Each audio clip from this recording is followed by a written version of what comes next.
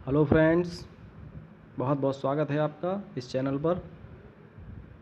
Civil services के mains exam में GS के जो महत्वपूर्ण प्रश्न हैं उनको सॉल्व करवा रहे हैं। तो पहला क्वेश्चन देखिए, साधन और साध्य, फोर्थ पेपर का ये प्रश्न है। साधन और साध्य दोनों नैतिक निर्णय के विषय हैं। ठीक है, साधन और साध्य में दोनों में संक्षेप में अंतर ये समझ लीजिए कि साध्य होता है रिजल्ट या परिणाम या लक्ष्य, और साधन कहते हैं उस लक्ष्य को प्राप्त करने में जिन उपायों का प्रयोग करते हैं वो साधन कहलाते हैं। तो पहला मत, इनके बारे में दो मत हैं।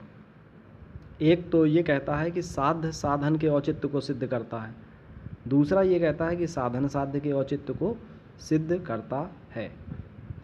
पहले मत में ये कहा गया साध्य साधन के औचित्य को सिद्ध करता है।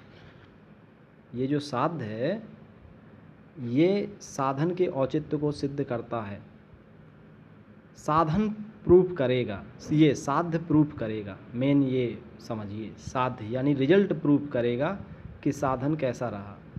तो उन्होंने कहा कि साध्य अगर अच्छा है तो साधन अवश्य ही अच्छा होगा। दूसरे मत में ये कहा गया कि साधन जो है सिद्ध करेगा साध्य के औचित्य को, रिजल्ट के औचित्य को साधन सिद्ध करेंगे। इसका मतलब कि साधन अगर अच्छे हैं, यूज किए गए हैं साधन, तो साध्य अवश्य ही पवित्र होगा या अच्छा होगा या नैतिक होगा। ठीक है, अब देखते हैं यदि साध्य मान लीजिए रिजल्ट है, वो शुभ है, पवित्र है, अच्छा है, तो वह साधन को भी पवित्र बना देगा। ठीक है, यानी कि साध्य अगर नैतिक है तो साधन भी नैतिक हो जाएगा। साध्य शुभ है तो साधन भी शुभ हो जाएगा। साध्य पवित्र है तो साधन भी पवित्र हो जाएगा। ठीक है, यानी कि जो शुभ पवित्र अच्छा साध्य किसी भी साधन से प्राप्त हो सकता है। कार्ल मार्क्स इसी मत का समर्थन करते हैं और वे साम्यवाद की स्थापना को, उन्होंने साम्यवाद की स्थापना करनी चाहिए और उस स्थापना को वो साध्य माना उन्होंने। उनका मूल उद्देश्य, मूल लक्ष्य, मूल रिजल्ट यही था, साम्यवाद की स्थापना करना। इसके लिए उन्होंने किसी भी साधन को यूज करना उचित समझा। इसके लिए उन्होंने क्या कहा कि किसी भी साधन का यूज करना उचित समझा। जैसे एग्जाम्पल है गरीबों का हित, सर्वहारा वर्ग का सुखी जीवन, समाज की समता लाने के लिए सशक्त क्रांति को भी उन्होंने उचित माना। सशक्त क्रांति को भी उचित माना। ठीक है, उन्होंने कहा, क्या कहा कि साध्य की अगर हमें प्राप्ति करना है, साध्य को अगर हमें शुभ पवित्र अच्छा बनाना है, तो साधन चाहे जैसा भी हो उसका यूज कर सकते हैं। चाहे वो साधन यूज सशक्त क्रांति से आए, यानी कि साधन चाहे अच्छा हो चाहे बुरा हो। ये उस प्रकार की मानसिकता के थे कार्ल मार्क्स। इस प्रकार साध्य साधन के औचित्य को सिद्ध करते हैं। ठीक है, यानी कि साध्य ही सिद्ध करेगा साधन के औचित्य को कि साधन सही है कि गलत।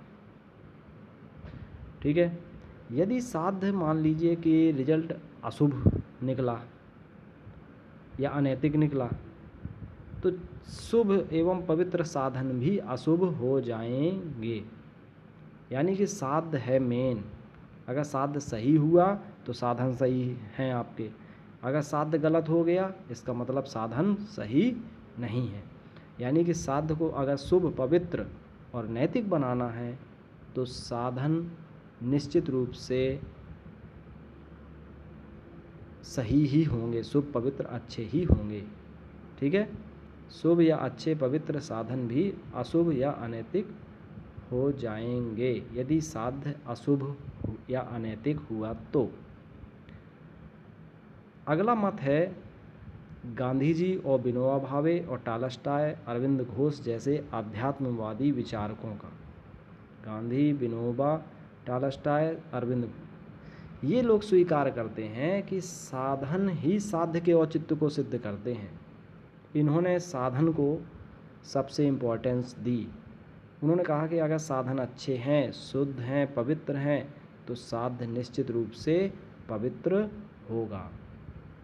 साधन क्योंकि हमारे हाथ में है, वो हमारे काबू में है, लेकिन साध्य हमारे हाथ में, हमारे काबू में नहीं है। सत्याग्रह हो, अहिंसा को साधन के रूप में उन्होंने ग्रहण किया।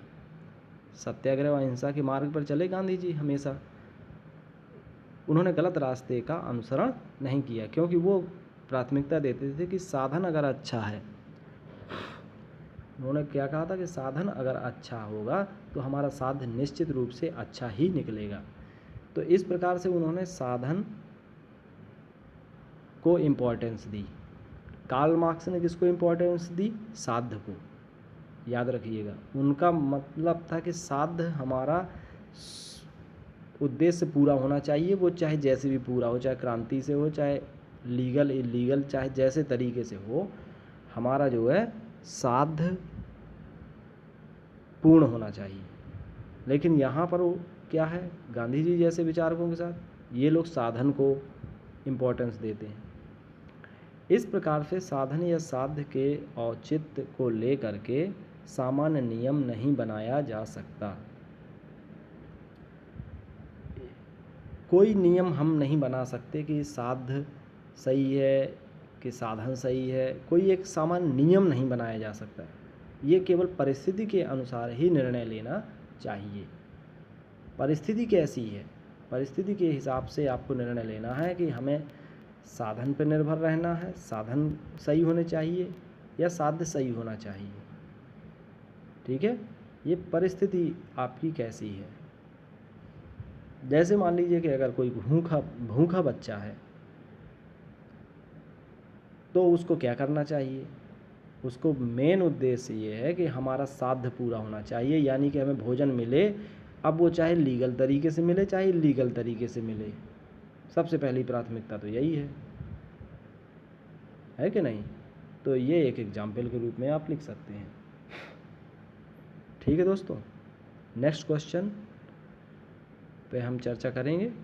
और अगर अभी तक जिन साथियों ने चैनल सब्सक्राइब ना किया हो तो कर लीजिए, ठीक है, जिससे नेक्स्ट वीडियो आप तक तुरंत प्राप्त हो सके।